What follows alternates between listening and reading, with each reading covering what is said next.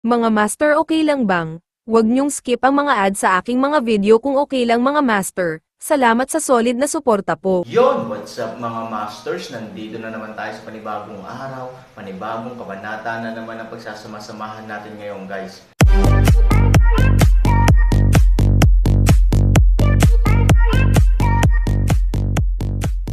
Bali mga masters, kung bago ka pa lang po sa aking YouTube channel, please click the subscribe button, lalong-lalo na po yung notification bell guys, para maging connected pa rin tayo sa isa't isa at maging updated kayo sa mga susunod ko pang video. Bali mga masters, bago natin umpisahan ng kwento ay mag-shoutout po muna tayo para sa mga solid nating tagapakinig. Shoutout kay Robert Tolentino, shoutout kay Jet Trox. Yun na nga mga masters, no? Bali hindi na ito patagalin. In 3, 2, 1, let's go! At ang lugar kung saan kabilang si Han Sanchen ngayon ay parang kakapasok lang niya. Paikot-ikot si Zexia, at hindi niya makita ang gilid o dulo. Kaagad pagkatapos, isang puwersa ang lumabas sa kung saan at biglang tumama sa likod ni Han Sanchen. Bago pa siya makapag-react, pinalipad siya nito pasulong. Sa proseso ng paglipad, malinaw na naramdaman ni Han Sanchen na dumaan siya sa isang layer ng light film. Pagkatapos noon, ang nakapalibot na mga ulap na kulay ube ay lalong kumalat, at nagkaroon ng hindi maihahambing na malakas na presyon sa paligid.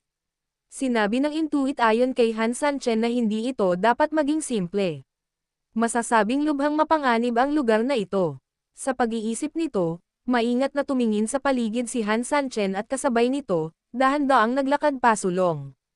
Ang Antay-Buddha ay parang paglalakad sa universo, halatang napapalibutan ng hangin, ngunit si Han Sanchen ay maaaring manatiling matatag sa itaas ng walang tunay na enerhiya, at kahit na may angat ang kanyang mga paa ng bahagya upang sumulong ng ilang metro. Nakakamangha talaga. Gayunpaman, ang mahika ay mahiwagang, ang mga bagay ay dapat pa ring matagpuan, at ang mga hayop na may pulang mata ay dapat bantayan. Gayunpaman, iniisip ang kadiliman dito, kung may mga halimaw na mapupula ang mata, pakiramdam ni Han Sanchen na dapat silang magkaroon ng kamalayan. Sa ganitong estado, si Han Sanchen ay kumapa ng higit sa kalahating oras. Sa bilis niya ngayon, hindi niya alam kung gaano na siya katagal naglakad papasok dito. Hanggang sa medyo napagod siya at tumigil. May mali, kumunat ang noo ni Han Sanchen. Gumawa siya ng hindi bababa sa 5 o 6 na hakbang sa isang hakbang, at direktang naglakad ng kalahating oras. Sa lohikal na pagsasalita, ito ay napakalayo na. Walang saysay na wala sa daan. Tama ba? Maiintindihan kung walang bakas ng banal na tableta, ngunit saan napunta ang pulang matang hayop?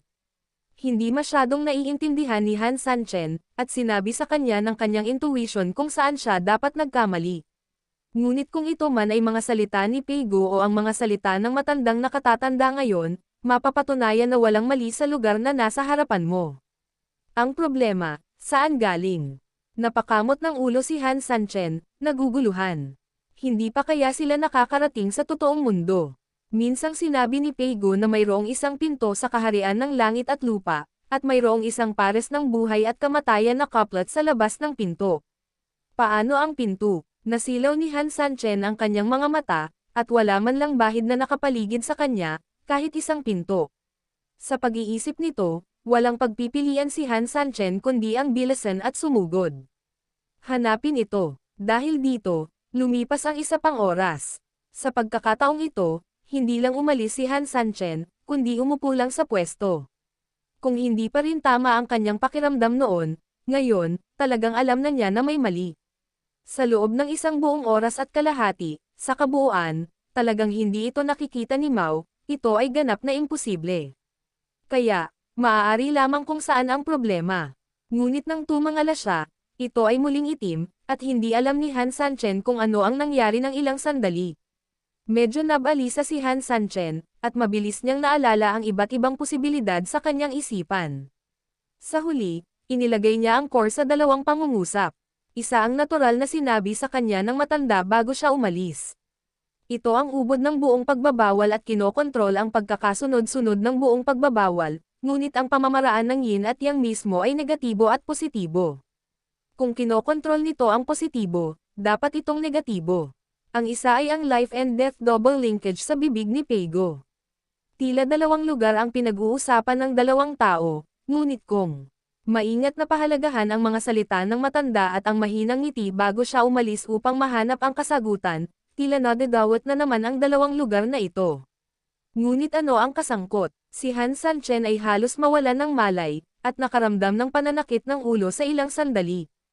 Hindi niya maintindihan, at hindi niya maintindihan. Pero sa sumunod na segundo, bigla na naman siyang napasigaw.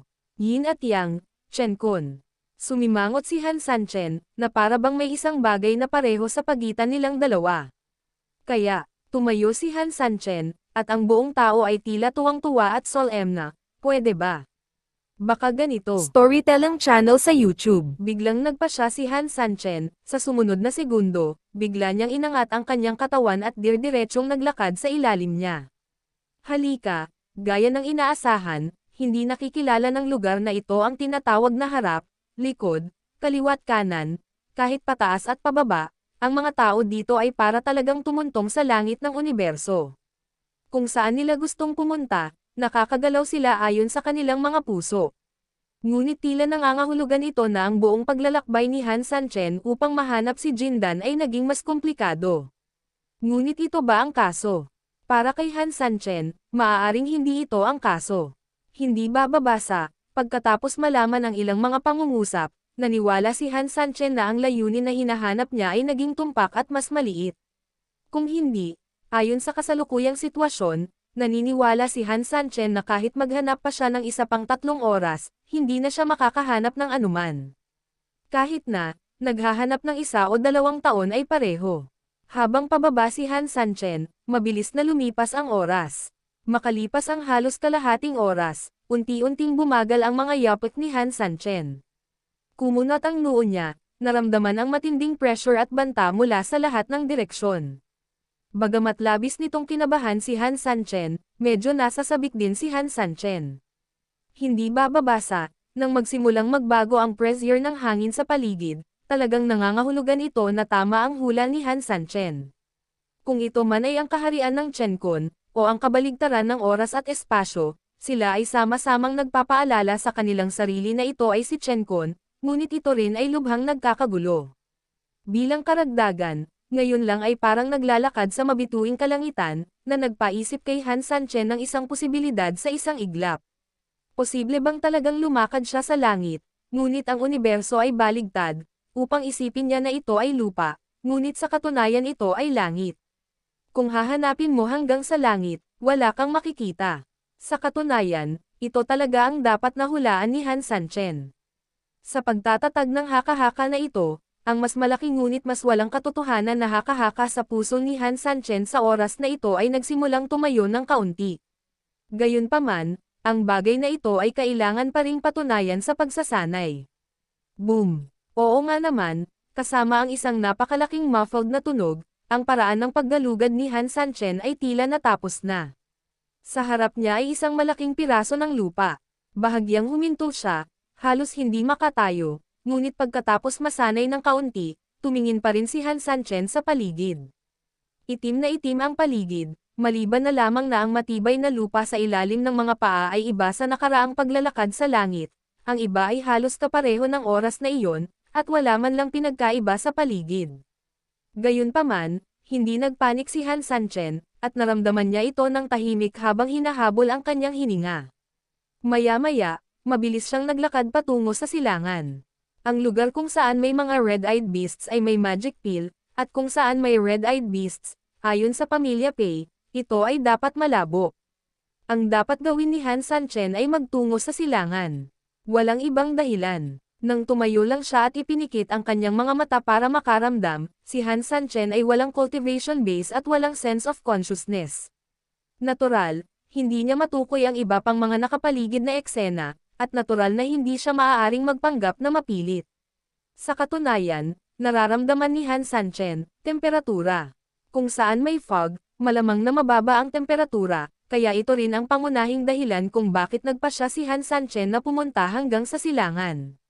Narito ang kaharian ng Chen Kun, at ang kalangitan sa labas ng kaharian ng Chen Kun ay ang reversal time and space kung saan matatagpuan ang core. Matandang Ginoo, ang gusto mong sabihin sa akin ay ito, naiintindihan ni Han Sanchen. Pagkaraang bumagsak ang mga salita, ang figure ni Han Sanchen ay unti-unting gumalaw patungo sa tamang silangan, at sa wakas ay nawala sa malawak na kadiliman. Nakita kong pagkaalis niya ay biglang sumulpot ang tinutuluyan niya, at dahan-daang sumulpot doon ang isang matandang lalaki. Kung naroon si Han Sanchen, tiyak na makikilala niya ang matanda bilang ang matandang nagbuhos sa kanya ng tsaa at tubig sa mesang bato. Ngunit sa parehong oras, labis din siyang magugulat. Sa oras na ito, ang mga mata ng nakangiting matandang lalaki ay talagang nakakatakot na pula ng dugo. Bahagyang ngumiti ang matanda, mukhang napakahiwaga. Maya-maya, bigla at unti-unti siyang nawala sa pwesto. Patayin ang demonyo. Haha. At sa pagkawala niya, may mga maikling apat na salita na ito. Sa panig ni Han Sanchen, hindi alam kung ano ang nangyayari sa likuran niya sa oras na ito, tumungo pa rin siya sa silangan. Ang hindi niya alam ay ang paglalakbay na ito ay malayong mas komplikado at nakakatakot kaysa sa kanyang inaakala, at kahit isang malaking sikreto ang naghihintay sa kanya na ibunyag. Isa pang mahigit isang oras ang lumipas, at si Han Sanchen, isang mortal na katawan, ay halos pagod na pagod. Ang kaibahan sa nakaraang paglalakad sa himpapawid ay ang paglalakad sa lupa ay walang pinagkaiba sa nakasanayan, paisa-isang hakbang, halos pawisan at walang laman. Pagod na si Han Sanchen at gusto nang umupo at magpahinga, ngunit nang tumangala siya, nakita niya ang puting fog sa kanyang harapan, at halatang hindi malayo ang destinasyon. Sa pag-iisip nito, huminga si Han Sanchen at nagpatuloy sa unahan ng kalsada. Makalipas ang halos kalahating oras, nahihilo na si Han Sanchen at labis na nauuhaw, at ang kanyang katawan ay nasa napakahinang kalagayan din, at malapit na siyang matamba. Sinamantala ni Ben ang sitwasyon, sinubukang panasan ni Ben ang pawis sa kanyang noo, ngunit nang dumilat siya, nakita niya na ang tuktok ng kanyang ulo ay hindi na ang kadiliman tulad ng dati, ngunit ang nakakapasong araw. Ang napakalakas na liwanag ay nakakalat sa kanyang katawan, at ang napakataas na temperatura ay humadlang din sa Buda na mapaso ang kanyang sarili. Si Han Sanchen ay magiging parang isang mahirap na naglalakad sa disyerto. Paano naging ganito? Napatingin siya sa langit ng kakaiba, at saka muling tumingin sa harapan. Sa unahan, nanatili pa rin doon ang puting fog, na parang tahimik na naghihintay sa kanya. Maaaring isa itong mirage. Pinunasan ni Han Sanchen ang kanyang mga mata at naglakad ng halos kalahating oras. Gayunpaman, para kay Han Sanchen, tila ang puting fog sa kanyang harapan ay hindi gumagalaw mula simula hanggang wakas. Malayo pa sa akin, hindi naman masyadong malayo. Gaano man kabagal ang iyong paglakad, dapat itong maging mas maliit. Ngunit kung ipipilit niya ang nakaraan, naniniwala si Han Sanchen na babagsak siya at mamamatay. Hindi. Biglang umiling si Han Sanchen, sinusubukang gisingin ang kanyang katawan at kamalayan. Saan ito? Ito ang teritoryo ng Chenkon, hindi dapat magkaroon ng araw at buwan. Kaya, ang sitwasyon ay tila hindi kasing simple ng ngayon. Maaaring ito ay isang ilusyon. Bahagyang nagulat si Han Sanchen nang maisip niya ito. Kaagad pagkatapos ay ipinikit niya ang kanyang mga mata at tumutok ng diretso, at nang muling maging matatag ang kanyang puso, dahan-dahan niyang iminulat ang kanyang mga mata. Tama, walang iba kundi kadiliman sa harapan ko, at walang nakakapasong araw. Gayunpaman, naroon pa rin ang puting fog sa di kalayuan, na parang naghihintay na mahanap ito ni Han Sanchen. Naiintindihan ko. Tahimik na tumanggaw si Han Sanchen. May mga guni-guni talaga dito, at iba't ibang mga guni-guni dahil sa kanyang emosyon. Siya ay naglakbay sa lahat ng paraan, nauuhaw at lubhang mahina, kaya ang lugar na ito ay naging isang lugar ng nakakapasong araw. Ito ay gagawing ang kanyang mga damdamin ay maabot ang pinakamababang halaga, at tungkol sa distansya ng puting fog, hindi pa rin ito nagbabago. Double pressure, gumuho na ang mentality ng mga normal na tao, paano nila maiisip ang problema in time. Sa kabutihang palad, nang si Han Sanchen ay nasaran ng loob, ang kanyang psikolohikal na kalidad ay mas malakas kaysa sa iba. Bilang karagdagan, maraming beses na siyang nakaipon ng maraming karanasan mula sa mga katulad na karanasan, at maingat siyang tuklasin. Ang problema, puting fog. Napangiti si Han Sanchen sa puting fog sa di kalayuan. Maya-maya ay pumikit ulit siya na parang may iniisip at parang may nararamdaman. Sa katunayan, mas alam ni Han Sanchen ang kanyang binibilang kaysa sa iba. Binibilang niya ang lokasyon ng totoong hamog. Ang pantasya sa loob ng pantasya, ang puting fog na iyon ay malinaw na isang bitag, at ang tunay na lokasyon nito ay tiyak na wala doon.